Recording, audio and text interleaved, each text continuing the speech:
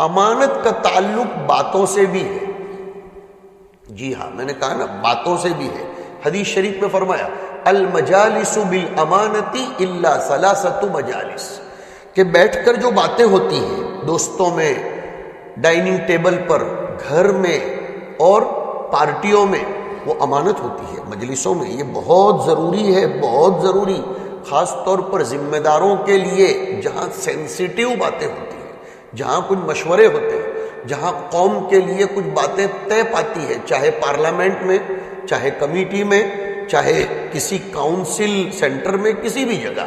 مثلا ہم ایک استاذ ہیں، اگر محتمم کے ساتھ بیٹھ کر کچھ مشورے ہو رہے ہیں اور وہاں یہ کہہ دیا گیا کہ یہ امانت ہے، ختم بات، وہ باہر نہیں آنی چاہیے. اس کو حدیث میں فرمایا گیا کہ مجلسیں امانت ہوتی ہے. لیکن حضور نے فرمایا 3 مجلسوں کی باتیں آؤٹ کر سکتے ہیں، چاہے سامنے والے نے کہا ہو کہ یہ امانت ہے، لیکن آپ آؤٹ کر سکتے ہیں. نمبر 1، اگر کسی مجلس میں کسی مسلمان کی عزت کے ساتھ کھیلنے کا پلان بنایا جا رہا ہے کہ ہم اس کے ساتھ ایسا کریں گے، اس کی اولاد کے ساتھ ایسا کریں گے، اس کے مال کے اوپر ایسا اٹیک کروائیں گے، اس کے اوپر مقدمہ کروائیں گے، اس کو فلاں کیس میں پھنسا دیں گے، نعوذ باللہ ثم، تو ایسی کوئی بات کسی مجلس میں ہوئی ہے، آپ فوراً سامنے والے کو مطلع کر دو کہ تمہارے بارے میں ایسی پلاننگ چل رہی ہے.